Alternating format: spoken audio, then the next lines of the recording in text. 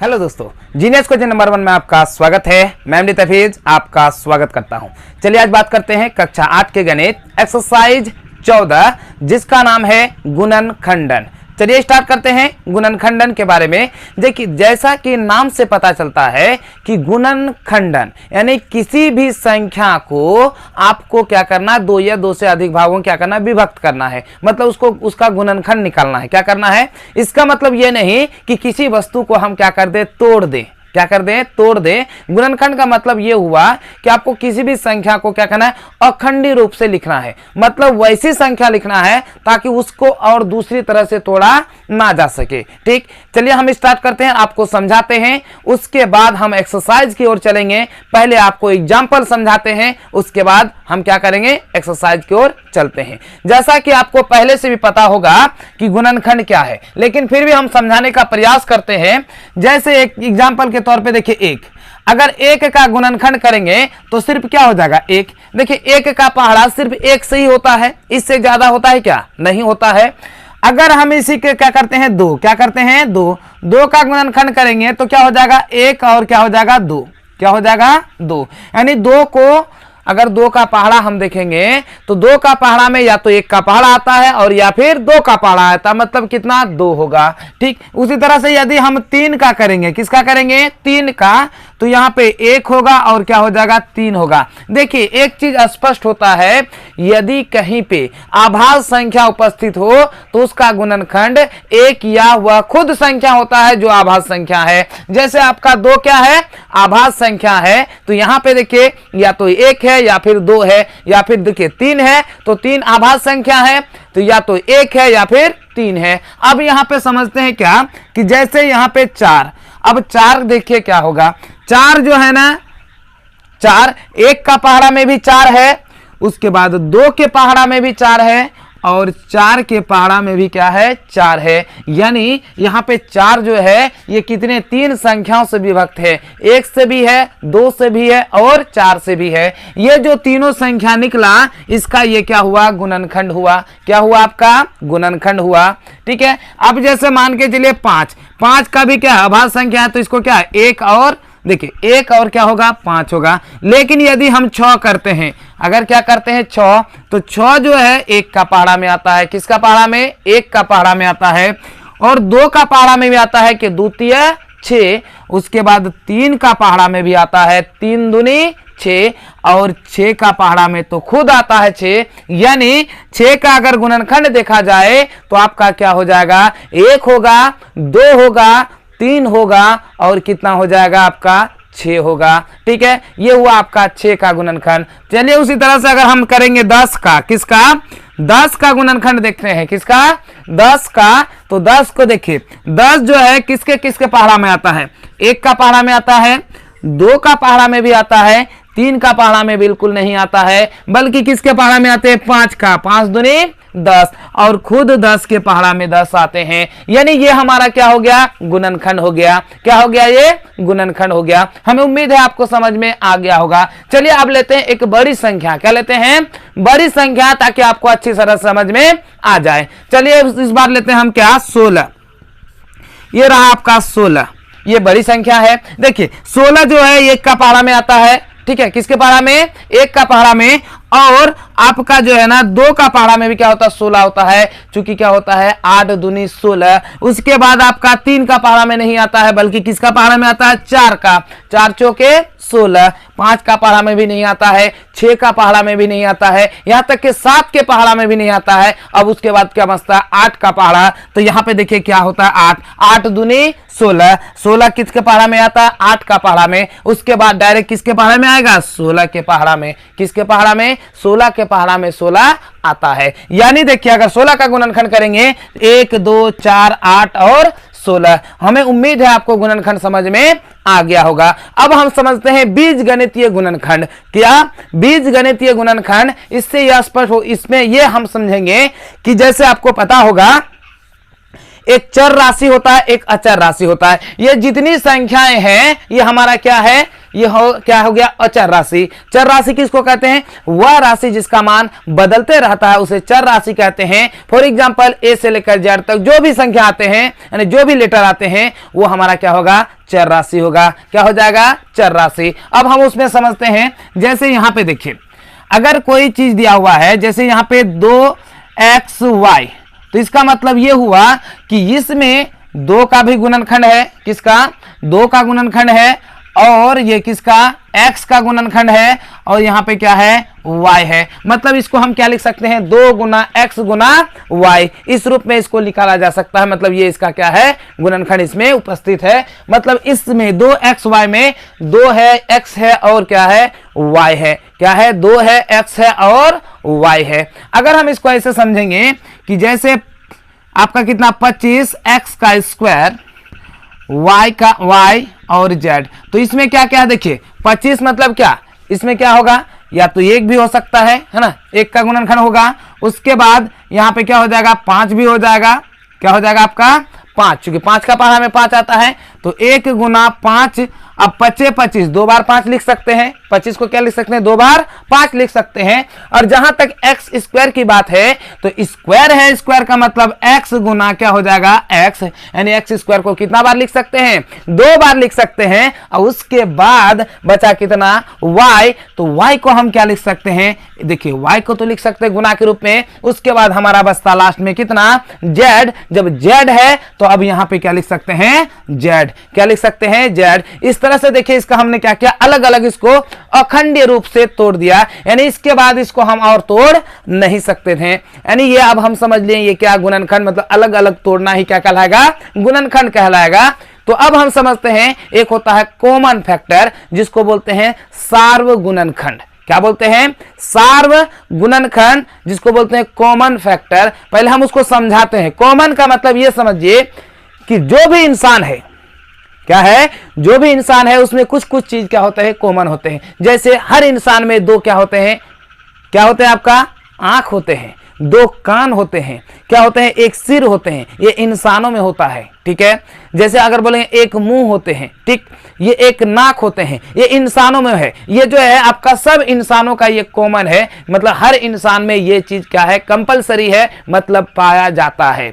यानी 2 हाथ है, 2 पैर है। अब बोले सर कोई अंधा है, तो ये प्राकृतिक देन है, लेकिन हर इंसान में वो चीज तो उपलब्ध है। वही वो क्या कहलाएगा? सब इंसान के लिए, जैसे 2 हाथ है तो सब इंसान के लिए 2 हाथ क्या हो गया? कॉमन। 1 नाक है तो हर इंसान के लिए 1 नाक क्या हो गया? कॉमन। अब जैसे जानवर की बात करते हैं, सपोज कीजिए हम क्या किए? गाय की बात करते हैं। तो गाय की अगर बात करें तो दुनिया की जितनी गायें हैं सब में 2 सींग होते हैं, 1 मुंह होता है, 2 कान होता है, 4 पैर होता है। ये जो चीज हुआ तो सब गांव में क्या होते हैं? वो कॉमन होते हैं। अब देखिए, कोई एक कलर का हो सकता है, कोई अलग कलर का हो सकता है, जिस तरह मनुष्य है। तो हम ये समझते हैं कि कॉमन डिफरेंट क्या है, मतलब कॉमन फैक्टर क्या है? वह फैक्टर जो दोनों में या तीनों में, तीनों शब्दों में उपलब्ध हो, तो उसके लिए क्या होगा? कॉमन फैक्टर होगा। जैसे एग्जांपल के तौर पे हम यहां पे बताते हैं। जैसे यहां पे है, एक है 4x और दूसरा है 8, ठीक है। यहां पे हो जाएगा क्या? यहां पे देखिए 8y। अब देखिए दोनों में क्या कॉमन है? देखिए अगर हम 4x को लिखेंगे तो 2 गुना x लिख सकते हैं। 2 दूनी 4, 4 गुना x। अब अगर हम लिखेंगे क्या? 8y को लिखेंगे। क्या लिखेंगे? 8y को। तो अब हमारा क्या हो जाएगा? बताइए। यहां पे हो जाएगा 2 गुना 2, 2 दूनी 4, 4 दूनी 8, और उसके बाद हमारा क्या हो जाएगा? गुना y। हमें उम्मीद है कि लगता है कि आपको क्या ये गुणनखंड करने के लिए आता है। अगर नहीं आता है तो फिर देखिए, जैसे ये 8 है, देखिए हम इस तरह से 4 दूनी 8 किए, फिर 2 दूनी 4, इस तरह से हमें उसको क्या किया? फैक्टर किए, उसका क्या किए? गुणनखंड किए। अब देखिए दोनों में क्या आपका कॉमन है? जो दोनों में कॉमन है वही चीज आपका क्या कहलाएगा?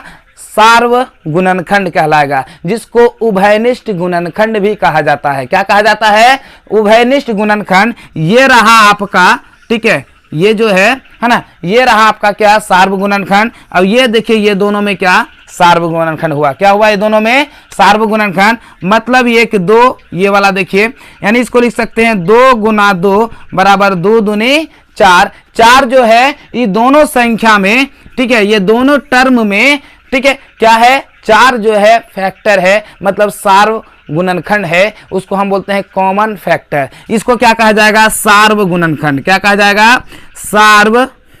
गुणनखंड, जिसको बोलते हैं उभयनिष्ठ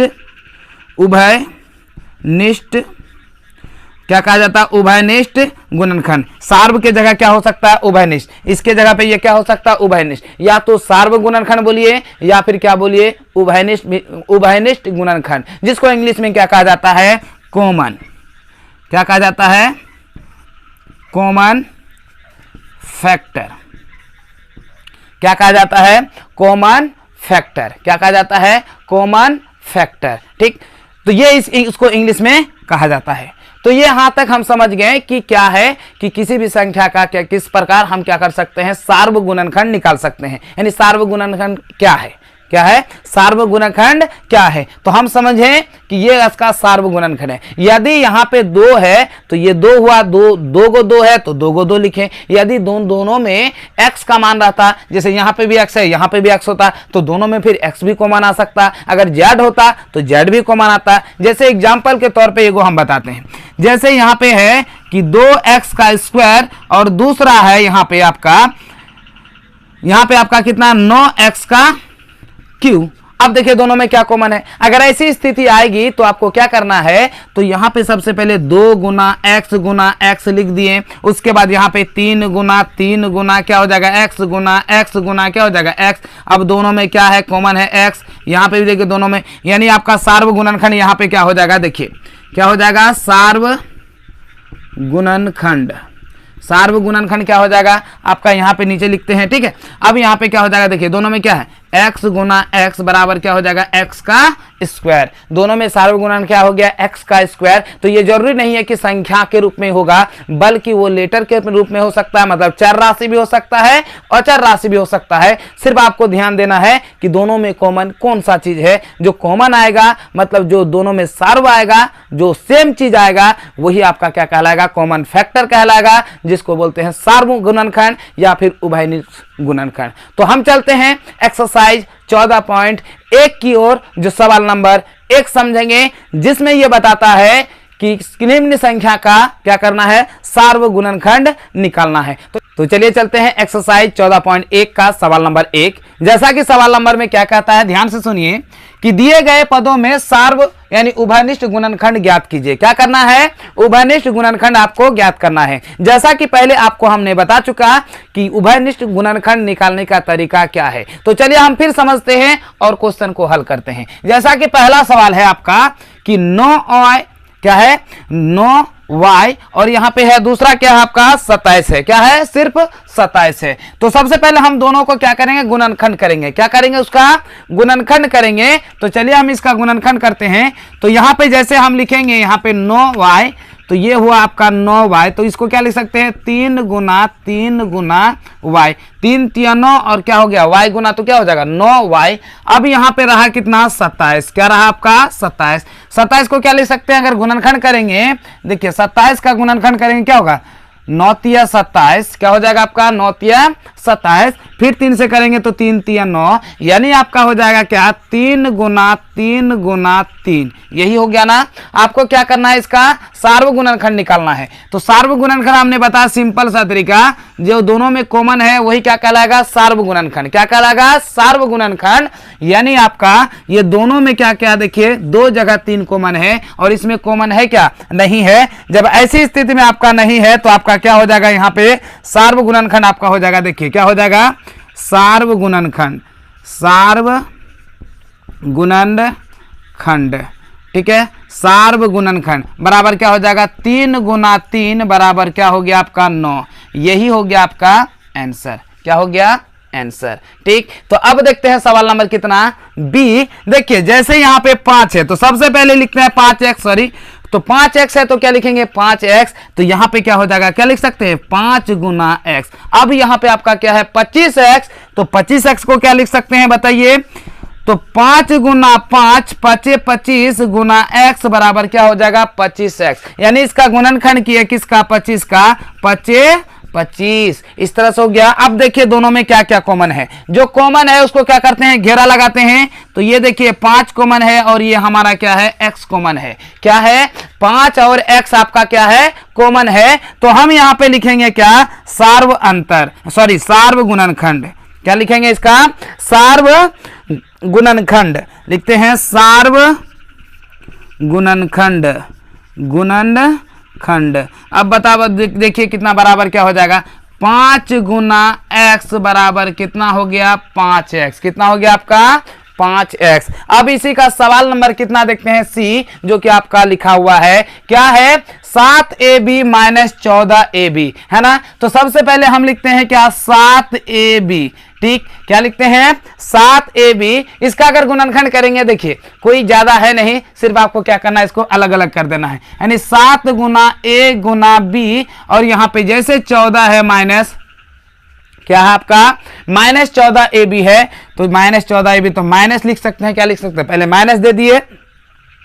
14 को अगर खंडित करेंगे तो क्या होगा, 7 दूनी 14, यानी क्या हो जाएगा, 2 गुना 7 गुना a गुना b। ये हो गया आपका। देखिए दोनों में जो कॉमन है उसको क्या करना है, हमको लिखना है। तो ये देखिए, ये आपका 7 के साथ कॉमन हो गया, ये हो गया आपका a का साथ कॉमन हो गया, और ये हमारा किसके साथ, b के साथ। यानी इसका जो सार्व गुणनखंड हुआ वो क्या हुआ, देखिए क्या हो गया आपका, सार्व गुणनखंड, गुणनखंड क्या बराबर, देखिए 7 तो आया ही, उसके बाद a भी आया और यहाँ पे b भी आया, मिला के कितना हो जाएगा, 7ab। यही हो गया आपका आंसर। इस तरह से आप क्या कर सकते हैं, सार्व गुणनखंड बना सकते हैं। अगर आपको लगता है कि आप भी बना सकते हैं तो हमारा वीडियो को पॉज करके अपना एक किताब लेकर आप आगे का एक्सरसाइज बना सकते हैं, सॉरी आगे का सवाल आप बना सकते हैं। तो चलते हैं हम सवाल नंबर डी की ओर। जो सवाल नंबर डी में क्या है कि minus 16x² y² comma minus x² y² और z²। तो चलिए इसको हम फिर क्या करते हैं, खंडित करते हैं और निकालते हैं इसका सार्व गुणनखंड। यानी इसको हम क्या करेंगे, इसका ऑपरेशन करने वाले हैं। क्या करने वाले हैं, ऑपरेशन। ध्यान से देखिए किस तरह से इसको क्या करते हैं, अलग अलग करते हैं। बशर्ते आप खाली क्या कीजिए, वीडियो को देखते रहिए, और अगर पसंद आए हमारा वीडियो तो लाइक करना ना भूलें। तो चलिए हम यहाँ पे क्या करते हैं, इसको सबसे पहले लिख देते हैं 16x² और y², है ना। तो इसको क्या करते हैं, गुणनखंड करते हैं। अब 16 को देखिए कैसे गुणनखंड करते हैं। 16 क्या होता है, 2 गुना 2 गुना 2 गुना 2, 2 दूनी 4, 4 दूनी 8, 8 दूनी 16। मैंने गुणनखंड कर दिया। अब यहाँ पे देखिए x² है, सॉरी यहाँ पे माइनस है तो हमने क्या डाल दिया, माइनस। अब यहाँ पे x² है तो x² तो x गुना क्या हो जाएगा, x। अब यहाँ पे क्या है, y² है, जब y² है तो यहाँ पे आपका क्या हो जाएगा, y गुना y। चूंकि 2 है पावर ना, इसीलिए कितना बार लिखे, 2 बार। अगर 4 पावर रहता है तो हम कितना लिखते हैं, 4 बार। अगर 8 पावर लिखते, 8 पावर होता है तो हम कितना लिखते हैं, 8 बार। तो यहां पे देखिए मैंने पहला टर्म लिख लिया। दूसरा टर्म क्या है, x माइनस x², तो इसको लिखते हैं माइनस x² y² और z का स्क्वायर। अब यहां पे देखिए क्या होगा, माइनस है तो माइनस दे दिए, है ना। अब यहाँ पे हम कोशिश करते हैं, माइनस है तो माइनस दिए, है ना। अब यहाँ तक सामने लिखते हैं x गुना, देखिए x लिख लिया, 2 बार था। अब यहाँ पे देखिए y गुना y। अब यहाँ क्या हो जाएगा, z गुना z। क्या होगा, z गुना z। यदि आपको यहाँ पे दिख नहीं रहा है तो हम यहाँ पे लिखते हैं z गुना क्या हो जाएगा, z। ठीक, अब दोनों में सार्व अंतर क्या है उसको क्या करते हैं, कॉमन लेते हैं। हमने सीधा सीधी इसीलिए लिखा ताकि ऊपर नीचे करने में क्या हो जाएगा, आपको आसानी हो जाएगा। ठीक, सॉरी ये 2 कहां से आया, स्क्वायर यहाँ पे नहीं होगा, सिर्फ क्या हो जाएगा आपका x हो जाएगा। क्या हो जाएगा, x। अब दोनों में कॉमन क्या, देखिए यहाँ पे देखिए x कॉमन आया, ये भी कॉमन x आया, है ना, ये भी कॉमन आया और ये भी हमारा क्या हो गया, कॉमन आ गया। मतलब क्या हो गया, x 2 आया और y कितना आया, 2। तो हम इसको लिख सकते हैं क्या, सार्व गुणनखंड। क्या लिख सकते हैं, सार्व गुणनखंड बराबर क्या हो, देखिए x गुना x, 2x है मतलब क्या हो गया, x का स्क्वायर। देखिए सॉरी यहाँ पे माइनस है, यहाँ पे माइनस है, तो यहाँ पे हमारा क्या हो जाएगा, माइनस, और यहाँ y गुना y तो क्या हो जाएगा, y²। यही हो गया आपका आंसर। तो अब देखते हैं सवाल नंबर ई। सवाल नंबर ई में क्या है, 17x और दूसरा क्या है, 102y। ठीक है, आपका क्या है, 17x और 100 क्या है, 2y है। तो यहां पे देखते हैं क्या कॉमन है। तो सबसे पहले हम लिखते हैं क्या, 17। तो 17 क्या लिख सकते हैं, देखिए 17 गुना x, इसको लिख लिए। ठीक, अब जैसे यहाँ पे लिख लिए तो यहाँ पे क्या है 102, तो 102 भी लिख देते हैं। यहाँ पे क्या है y है, तो 17 6 के 100 क्या होता है 2, तो हम इसको लिख सकते हैं क्या 2 गुना 3 गुना 17 गुना कितना y, यही ना लिख सकते हैं। देखिए 3 दूनी 6, 6 गुना कितना 17, तो 17 6 के 100 क्या होता है 2। अब दोनों में क्या कॉमन है, देखिए ये रहा आपका कॉमन, ये क्या रहा कॉमन। आपको देखने में अजीब लगा होगा, हम इसीलिए आपको बता रहे हैं ताकि आपको गलती यानी आपका गलती नहीं हो, ताकि हम क्या करें घेरा लगा दें। यानी इसको लिखना है आपको क्या सार्व गुणनखंड, क्या हो जाएगा सार्व गुणनखंड। तो सार्व गुणनखंड बराबर आपका क्या आया बताइए, तो 17, क्या आ गया आपका 17। अब देखते हैं सवाल नंबर क्या F। सवाल नंबर F में क्या कहता है, ध्यान से देखिए कि 11x y z 100 z। तो सबसे पहले 11 लिखते हैं, तो 11 हो गया x y z, तो लिख देते हैं 11 गुना x गुना y गुना z। अब 100 को हम क्या लिख सकते हैं, पूरा लिख देते हैं। यानी क्या हो जाएगा, जैसे यहाँ पे 100 z है तो 100 के जो गुणनखंड आता है उसको गुणनखंड लिखते हैं। 2 गुना 5 गुना क्या हो जाएगा 5, 2 दूनी 4, 4 पंजे 20, 20 पंजे क्या हो गया 100, और यहाँ पे हो गया क्या z। अब देखिए दोनों में कॉमन क्या है, दोनों में आपका कॉमन क्या है, सिर्फ आपका क्या है z कॉमन है। क्या है आपका, दोनों में जो कॉमन है वो क्या है z है। तो यहाँ पे आपका क्या हो जाएगा सार्व गुणनखंड बराबर क्या हो जाएगा z, क्या हो जाएगा आपका सार्व गुणनखंड बराबर आपका क्या हो जाएगा z। अब यहाँ पे देखते हैं क्या जी नंबर में आपका पहला टर्म है a स्क्वायर बी सी, दूसरा टर्म है ए बी स्क्वायर, तीसरा टर्म है ए बी सी का स्क्वायर। तो सबसे पहले उसको गुणनखंड करते हैं, यानी हम लिखेंगे a स्क्वायर बी सी बराबर a Guna b Guna c। अगर हम लिखते हैं ए बी स्क्वायर सी, तो यहाँ हो जाएगा a गुना b गुना, ठीक है। अब यहाँ पे क्या हो जाएगा c, ये हो जाएगा। अब यहाँ पे देखिए तीसरा टर्म लेते हैं क्या ए बी सी का स्क्वायर, तो a Guna b Guna c गुना क्या हो जाएगा c। अब तीनों में क्या क्या कॉमन है उसको देखते हैं। ठीक, देखिए ये तीनों में देखिए ये तो a कॉमन है। ठीक, उसके बाद देखिए इसमें देखिए ये हमारा क्या है, ये देखिए सॉरी यहाँ पे ये रहा आपका b कॉमन है, क्या हो गया b। और देखिए तीनों में क्या कॉमन है, c कॉमन है। क्या कॉमन है, c कॉमन है। तो जैसे c कॉमन है, अब यहाँ पे क्या करना है आपको लिखना है सार्व गुणनखंड। क्या लिखना है, सार्व गुणनखंड। तो जैसे हम यहाँ पे लिखेंगे तो क्या हो जाएगा बताइए, a Guna b Guna c बराबर a b c। अब बच्चे की तरह ये नहीं पढ़िएगा a b c, है ना। तो चलिए जैसा सवाल है वैसा ही आपका क्या है आंसर है, यानी ये हो गया आपका आंसर। अब देखते हैं सवाल नंबर कितना H नंबर, जो कि आपका क्या है 2x। तो क्या इसको लिख सकते हैं 1 गुना 2 गुना x, क्या इस तरह से लिख सकते हैं।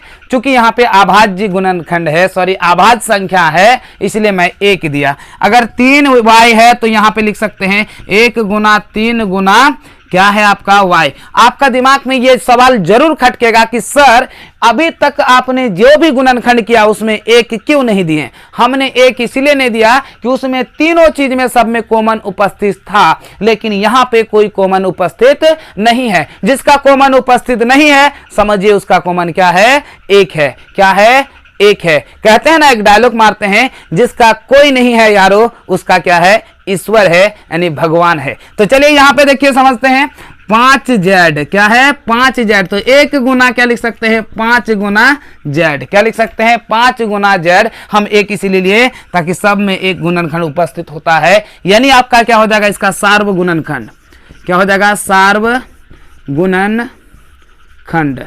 सार्व गुणनखंड बराबर क्या हो जाएगा 1। यही हो गया आपका आंसर।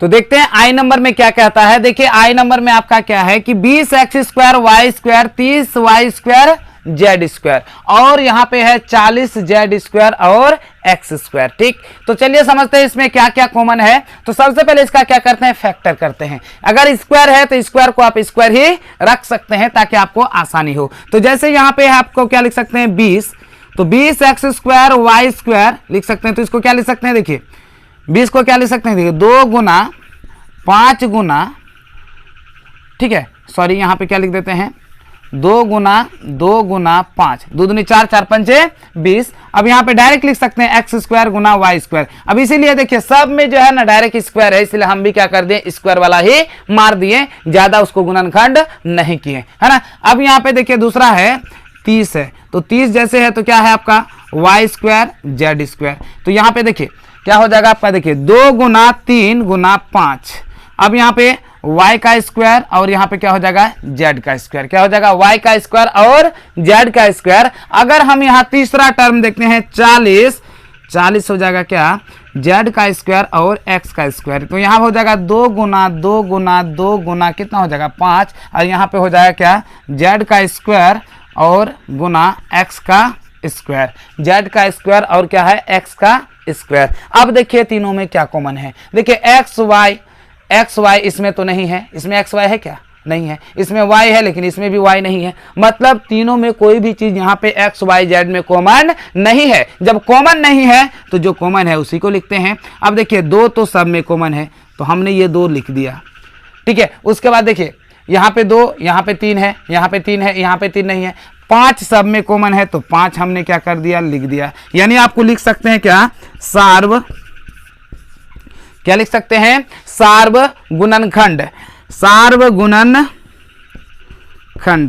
बराबर क्या लिख सकते हैं, 2 गुना क्या 5, क्या लिख सकते हैं 2 गुना 5, यानी 5 दूनी 10, यही हो गया आपका आंसर। क्या हो जाएगा 5 दूनी 10, यही आपका क्या हो जाएगा आंसर, ठीक है। अब यहाँ पे देखते हैं जे नंबर, तो जे नंबर में यहाँ एक टर्म है और ये वाला एक क्या है टर्म है, क्या है ये वाला एक क्या है टर्म है। अब इसको गुणनखंड करते हैं, ये गुणनखंड क्या है, देखिए 2x into A plus B, ठीक है, इंटू क्या है b प्लस सी, ये दिया हुआ है। अगर इसका हम गुणनखंड करते हैं तो देखिए यहाँ पे क्या हो जाएगा, 2 गुना x गुना, है ना, a प्लस बी गुना b प्लस सी, ये आपका क्या हो जाएगा गुणनखंड हो जाएगा। यदि हम इसी को गुणनखंड करते हैं, क्या कर सकते हैं यहाँ पे गुणनखंड, देखिए सीधा सीधी x इंटू ए प्लस क्या b बराबर, तो यहाँ पे क्या हो जाएगा आपका, देखिए x गुना a प्लस b।